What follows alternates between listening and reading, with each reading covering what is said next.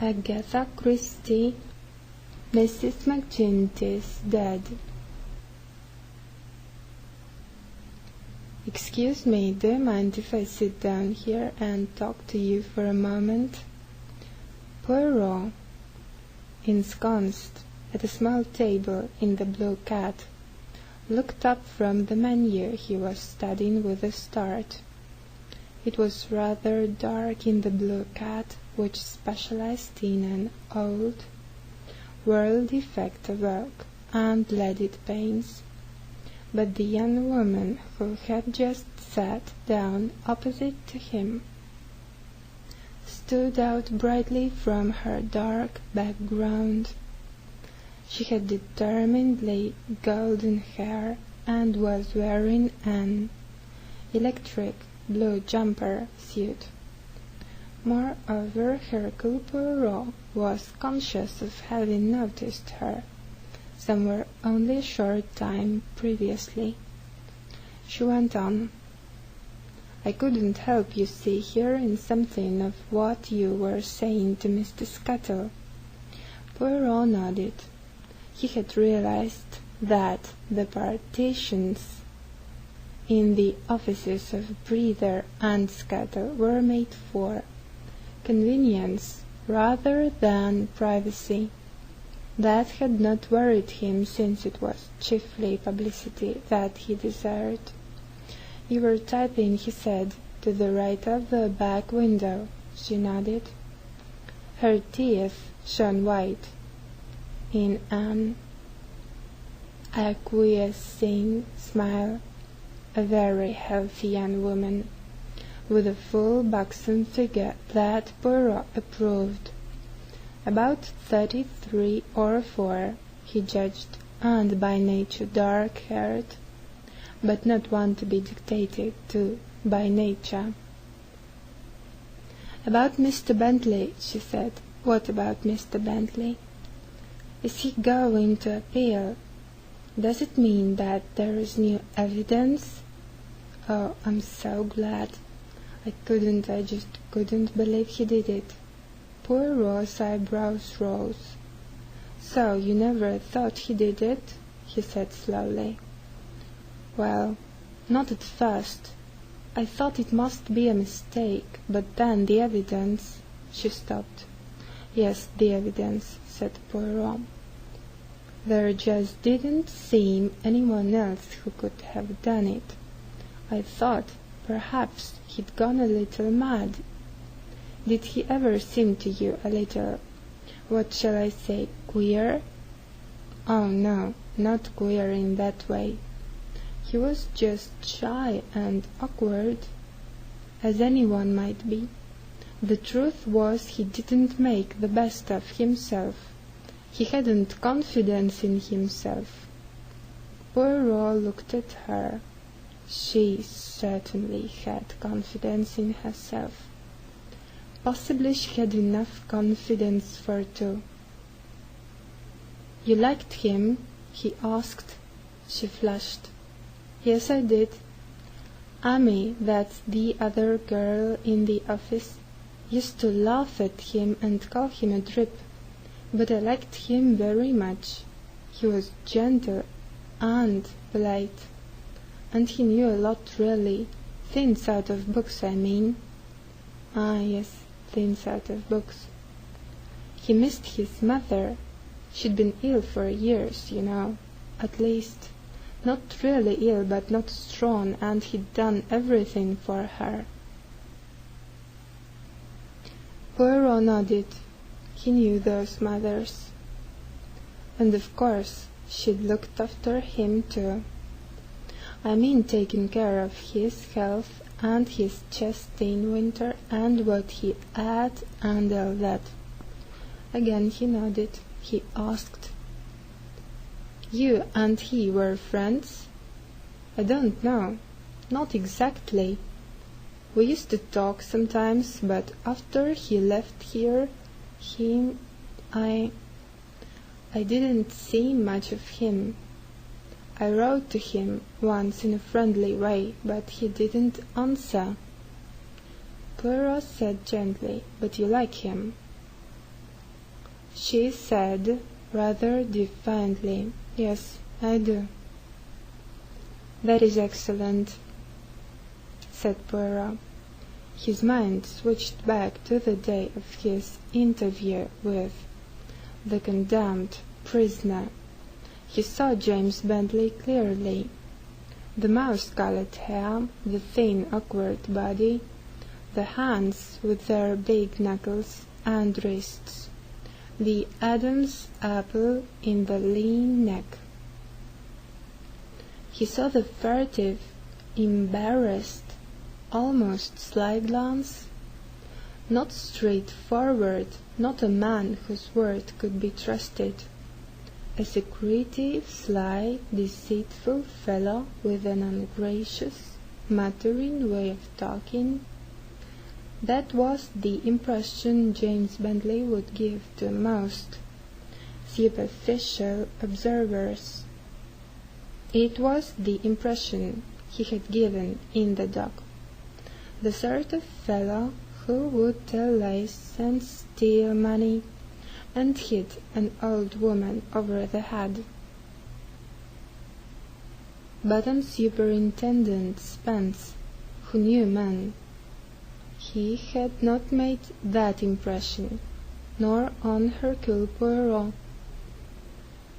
And now here was this girl. "What is your name, mademoiselle?" he asked. "Maud Williams. Is there anything I could do to help?" "I think there is. There are people who believe, Miss Williams, that James Bentley is innocent. They are working to prove that fact.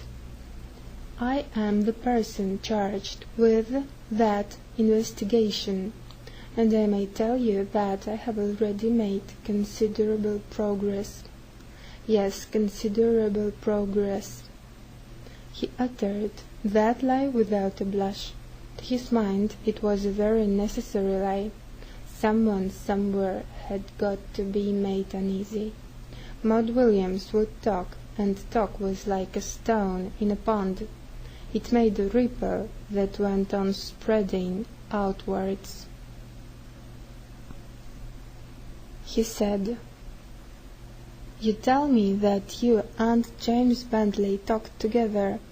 He told you about his mother and his home life.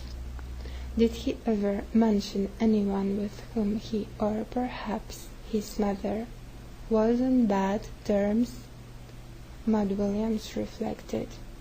"No, not what you'd call bad terms. His mother didn't like young women much, I gather." "Mothers of devoted sons never like young women." "No, I mean more than that. Some family feud, some enmity, someone with a grudge?"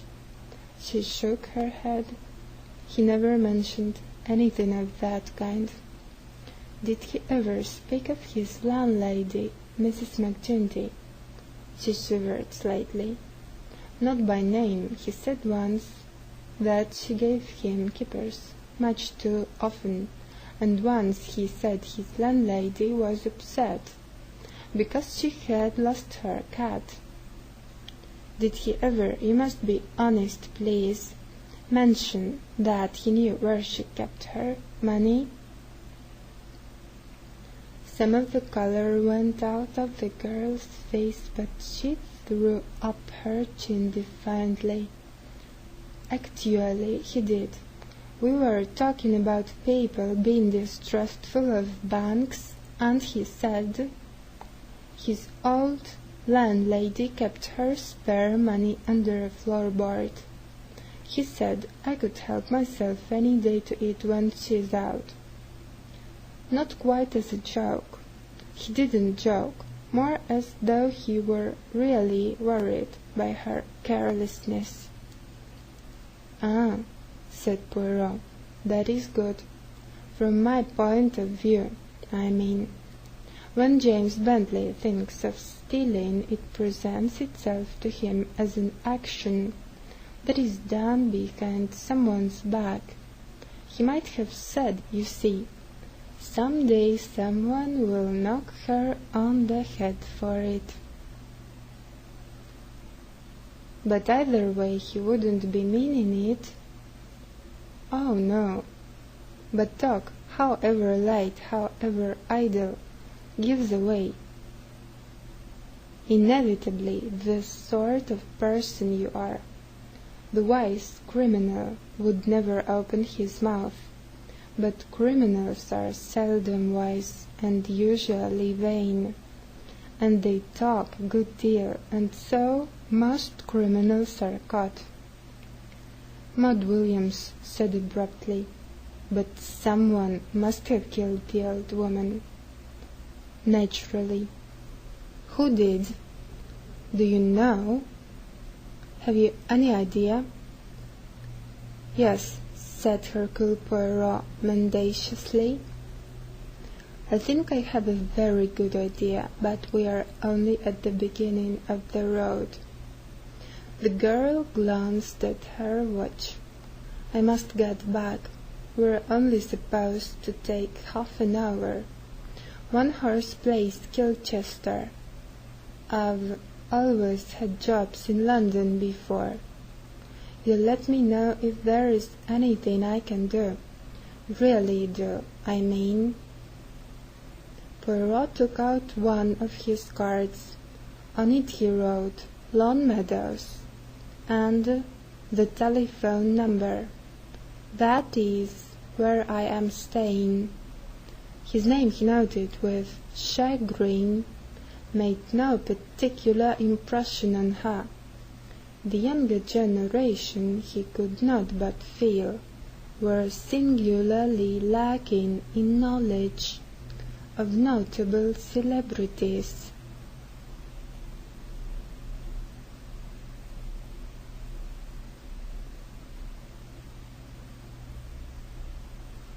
Hercule Poirot got a bus back to Brothigney feeling slightly more cheerful.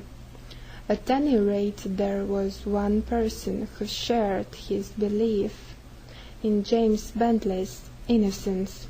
Bentley was not so friendless as he had made himself out to be. His mind went back again to Bentley in prison. What a dispiriting interview it had been. There had been no hope, aroused hardly a stirring interest. "Thank you," Bentley had said dully, "but I don't suppose there is anything anyone can do." No, he was sure he had not got any enemies. When people barely notice you're alive, you're not likely to have any enemies. "Your mother, did she have an enemy?" "Certainly not. Everyone liked and respected her." There was a faint indignation in his tone. "What about your friends?" Aunt James Bentley had said, or rather muttered, "I haven't any friends." But that had not been quite true, for Maud Williams was a friend. What a wonderful dispensation it is of nature's, thought Hercule Poirot, that every man, however superficially unattractive, should be some woman's choice. For all Miss Williams's sexy appearance, he had a shrewd suspicion that she was really the maternal type. She had the qualities that James Bentley lacked: the energy, the drive, the refusal to be beaten, the determination to succeed. He sighed. What a monstrous lies he had told that day. Never mind, they were necessary.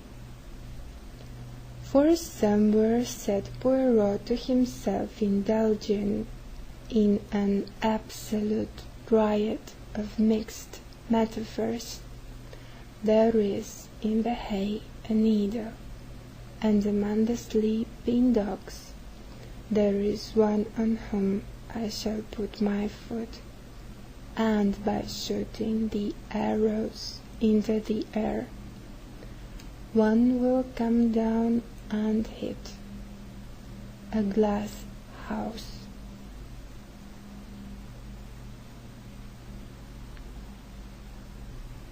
Page 43. Agatha Christie, Mrs. McGinty's dead. A Hercule Poirot mystery.